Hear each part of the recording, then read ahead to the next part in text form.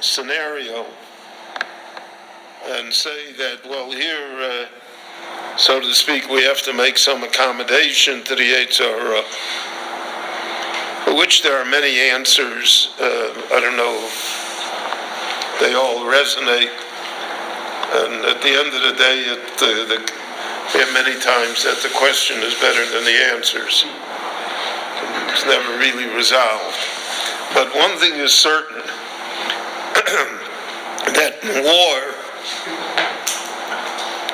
when violence is loosed, so then the seitzai regarding sexuality is also loosed. And that's an obvious description of what goes on in war events. In the Second World War, when the Russians came to Germany, they made it almost a policy. Most of the German children born after the war were Russians.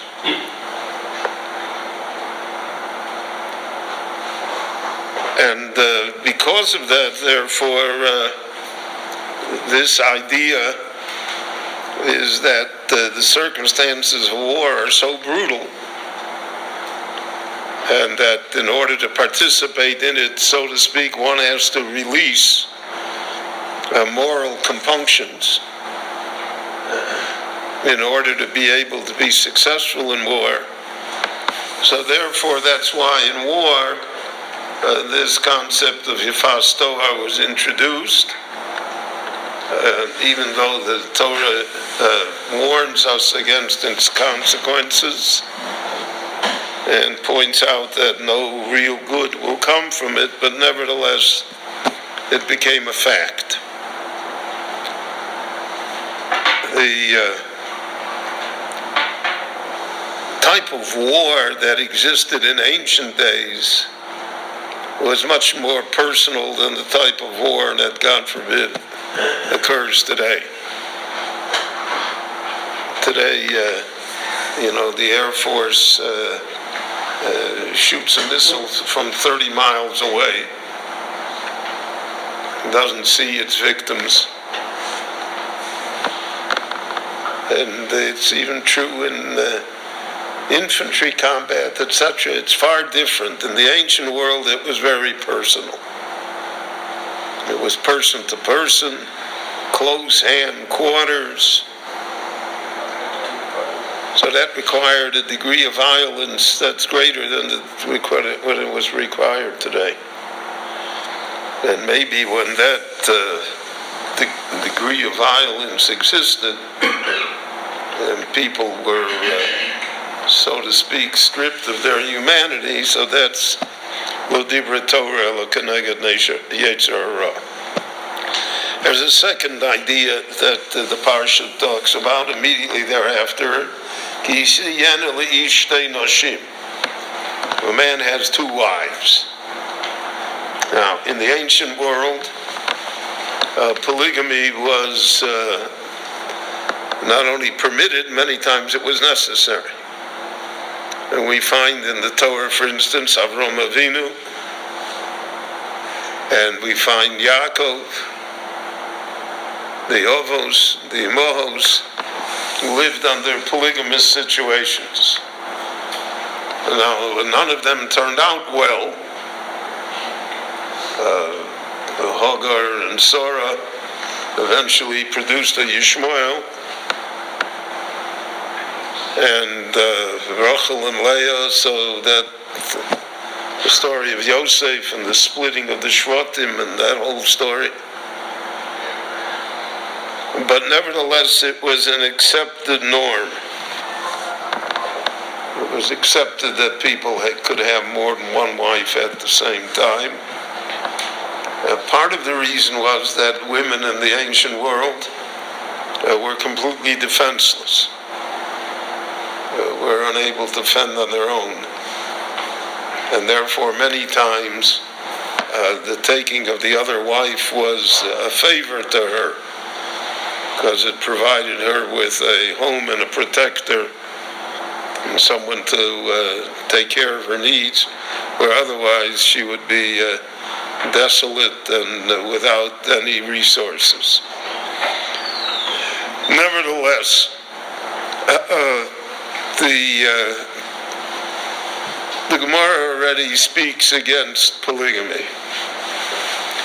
And in the language of the Gemara, the second wife is called a tzora.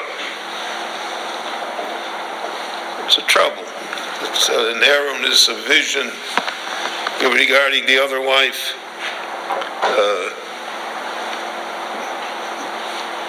It's very hard to see how it could work out without personal animosity and jealousy and all sorts of problems. But nevertheless, again, in the Middle Eastern world, practically till our time, even in our time, in the Muslim world, it exists today without any problems to them.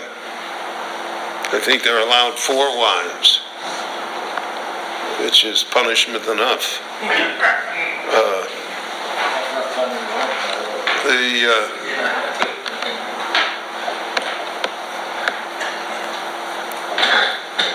But in the Christian world, so you have to have a viewpoint of what happened here.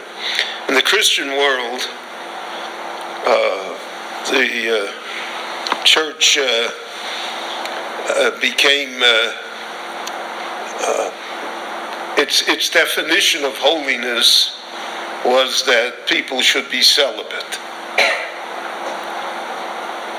So therefore they constructed a celibate clergy that doesn't marry, with all of the problems that we see over and over again that creates, because that's also abnormal. But the church basically always was anti-marriage.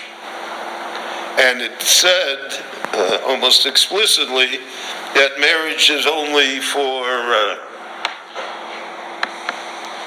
the common people. But for the elite, the clergy, they don't need it. And they shouldn't participate in it. And that it's an act of unholy behavior. And because of that, therefore, there grew an attitude, because the Jews never had that attitude, but there grew an attitude that if the Jews would have 2 wives, so that is just rampant immorality. It's 3 a.m. That's something that can't be justified under any circumstances. So because of that, in the 10th century, the end of the 10th century, in the yeshiva of Mainz, which was the great yeshiva of the Ashkenazim, then the Ashkenazim were a very small group. There maybe were only 5,000 Ashkenazim in the whole world. When the yeshiva of Mainz, rabanu gershon who was from the Gaonim, and he was the man that established Ashkenazic halachic principles. So he convened the scholars of the time, and they banned polygamy. And they said that it was not permissible under any circumstances, and that was called cherem the rabanu gershon, because anyone that violated it would be isolated from the Jewish community. They passed other charomim as well, not to read someone else's mail or messages. So Jews used to safeguard themselves. They sent a messenger to deliver a letter to somebody, so they wanted to safeguard themselves that the messenger wouldn't read the letter. So they would write on it, Beis Ches Daled Reish Gimel B'Chadrag B'Cherem the Rabbeinu Gershon. and that was held to be sufficient. Jews would not violate the cherem rabanu gershon. And there were other cheromim that he passed. In fact, there's almost 100 of them that are listed for us. But the one that's remembered the most is the cherem rabanu gershon having to do with polygamy. There were exceptions built into the cherem. Under certain circumstances, a man would be allowed to take another wife. The circumstances are very extreme, but they exist. So then there was a heter of meir rabbanim built into the cherem, out of 100 rabbis from 3 different communities would sign on a heter. So then that would be permissible for the man to marry again, take another wife. So for instance, if a man is let's say a young person, and he didn't have children yet, and his wife, Rahman al-Islam, suffered a mental, cerebral incident that she's gone forever.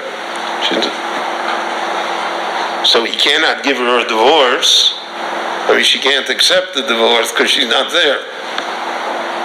On the other hand, to say that he can never remarry, so that would be the exception, one of the types of exception to the cherem rabanu gershon. Now, like all legal loopholes, this has often been abused. It's been used in cases. But basically, the cherem rabanu gershon holds fast. Now, since he was in Mainz, and his influence was on the Chachmei Ashkenaz, it never took hold in the Sephardic world. They never accepted the cherem, and it never was enforced in the Sephardic world. And the Sephardic rabbanim, to a great extent, ignored it. And therefore, again, till our time, in the Jews that lived in the Middle East, in the Sephardic world, the truly Sephardic world, so they practiced polygamy. Not in great numbers, but it was not forbidden.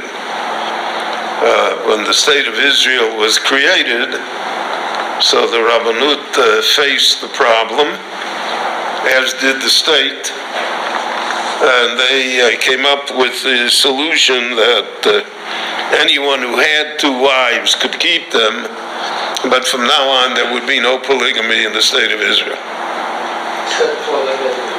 Except what? The Bedouin. Well, we're not talking about they're in a different cherem. That's right. Was the cherem only for 1,000 years? So there are those that say it was only for 1,000 years, but you'll be happy to know that in 1930 it was renewed. So it's by people who said it was for 1,000 years. But today it's accepted practice everywhere in the Jewish world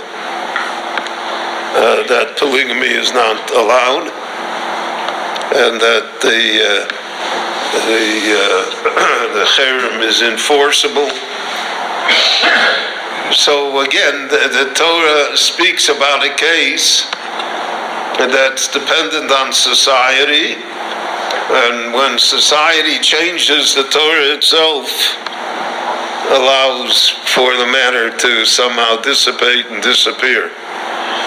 And that's part of the idea. I just want to conclude with this, a part of the idea that the next parsha, Ben Sorah or Morah, so there are many that say, Lahoyav lo nivra, la drosh v'kabel schar. This entire section, so to speak, these cases are all not fixed in stone. They are theoretical to teach us about people and society, but they are not necessarily to be applicable in life itself. Rabbi Hanania ben Akash Omer